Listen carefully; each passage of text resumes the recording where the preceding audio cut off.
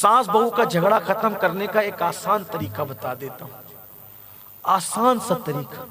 پہلی بات تو یہ، ساس کچھ بھی بولے سمجھو میری ماں کہہ رہی ہے، پلٹ کے جواب نہ دیں بس۔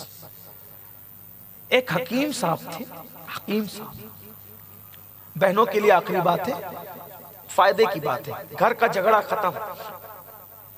ایک حکیم صاحب تھے، ان کے دوست کی ایک لڑکی تھی، اس کی ساس تھی بڑی ٹیڑے مزاج کی۔ اب ٹیڑے مزاج کی تھی تو بہو تو بہت کوئی سیدھی ہوتی بھی نہیں ہے نا۔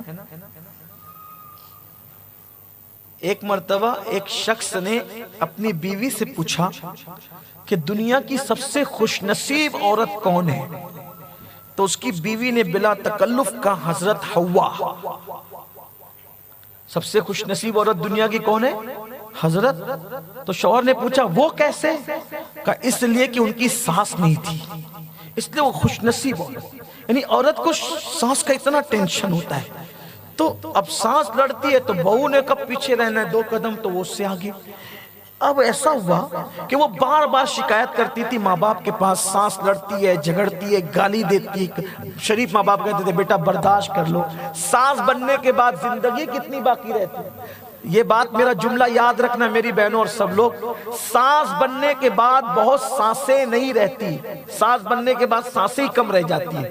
مطلب تیار، جو ساس بن گئی مطلب تیاری کرو قبر کی، بس ختم ہونے والی زندگی، یہی ہوتا ہے۔ ہاں تو زیادہ ظلم مت کرا کرو بہوؤں پر، وہ ظلم کرتی تھی تو یہ بھی گالی گلوچ کرتی تھی اور ماں باپ سے شکایت بھی کرتی تھی۔ شریف ماں باپ تھے۔ آج کل کے ماں باپ تو بولتے تو بھی لڑ، اینٹ کا جواب پتھر سے دے، کیس کر دیں گے، یہ کر، پتہ نہیں کیا کیا بکواس ہوتی رہتی۔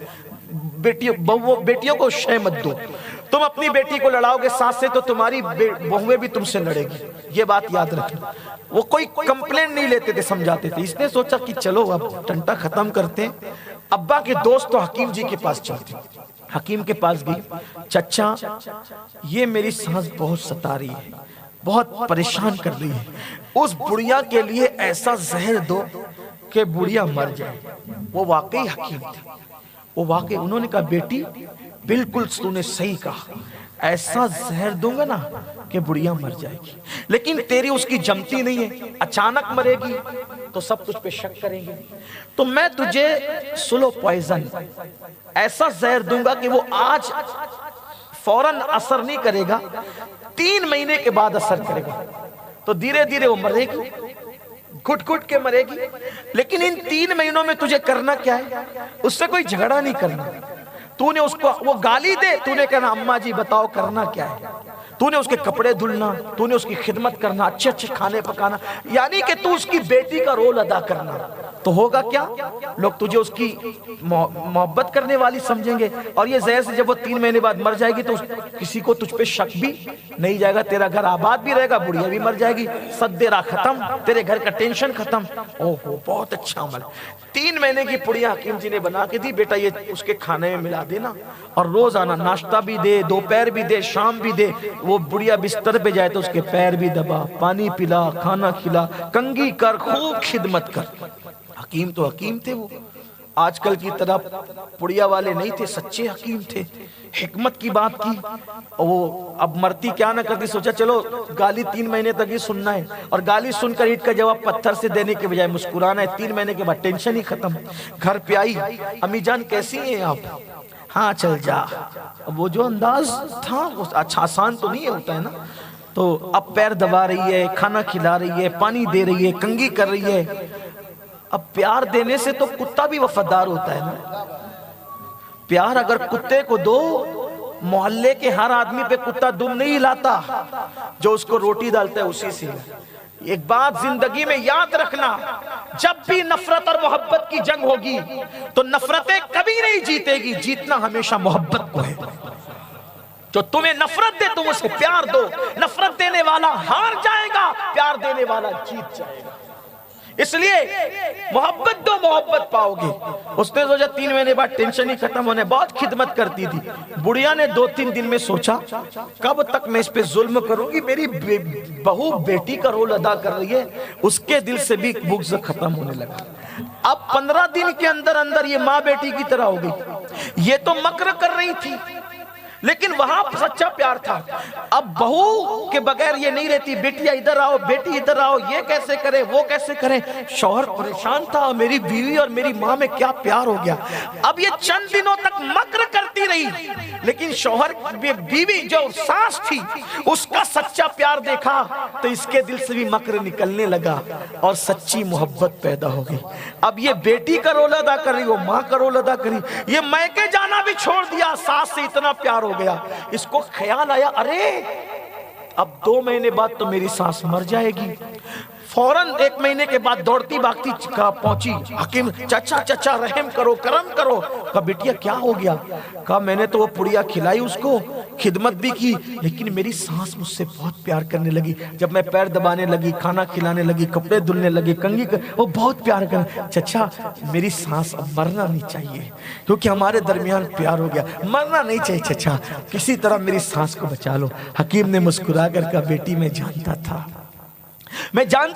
تو اچھا سلوک کرے گی تو وہ تجھ سے پیار کرنے لگے گی, تو ٹیڑھی رہتی تو وہ بھی ٹیڑھی رہتی, کوئی ایک کو اچھا بننا پڑتا ہے. میں نے تجھے زہر نہیں دیا تھا, تیرا دل بہلانے کے لیے, تیرے دل کی تسلی کے لیے ایسے ہی پڑیا بنا کر کے دے دی تھی. جا تیری سانس مرے گی نہیں, انشاءاللہ وہ جیے گی, جاؤ پیار سے رہو.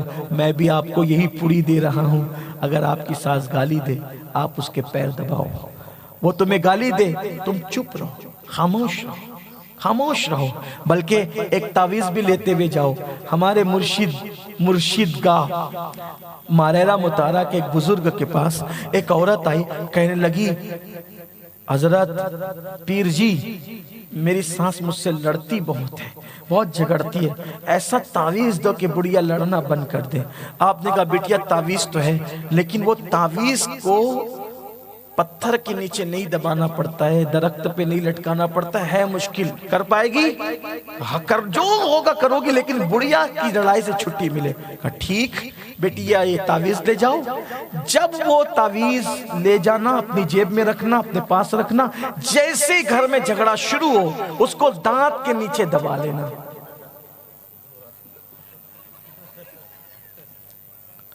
اور جتنی گالی وہ دے اتنی زور سے دبانا, جھگڑا ختم ہو. بس لے گئی, جیسے ہی بڑھیا نے جھگڑا شروع کیا دانت کے نیچے دبایا. اب جب اس نے دانت کے نیچے دبایا تو یہ جواب کب دے گی؟ یہی تو بات ہے نا, اس نے کب جواب دینا ہے؟ وہ جیسے جیسے گالی دیتی بڑھیا ویسے ویسے یہ زور سے دباتی. تو 1 دن 2 دن 3 دن جب اس نے جواب دینا بند کر دیا تو اس نے لڑنا بند کر دیا. آئی پیر جی نذرانہ قبول کرے, کیا تعویذ دیا آپ نے کہ میری سانس نے مجھ سے لڑنا چھوڑا. السلام علیکم. میری بہنوں سے کہتا ہوں ہفتے میں کم سے کم 1 مرتبہ اپنے شوہر سے اجازت لے کر اپنے ماں باپ کی زیارت کے لیے ضرور جایا کرو. ماں باپ کو خوش رکھو, اور اگر تم اپنے ماں باپ کو خوش رکھنا چاہتی ہو تو اپنے ساس سسر کو خوش رکھو. تمہاری جنت تمہارے شوہر کی فرما برداری میں ہے, اور تمہارے شوہر کی جنت ان کے ماں باپ کی خوشی میں ہے. تو اپنے ماں باپ اپنے شوہر کی جنت کو خوش رکھنے کی کوشش کرو. اپنی ساس سے اپنے تعلقات اچھے رکھو. ایک آخری بات کہنے لگا تھا, لیکن ایک بات یاد آ گئی, بہنوں کے لیے کہہ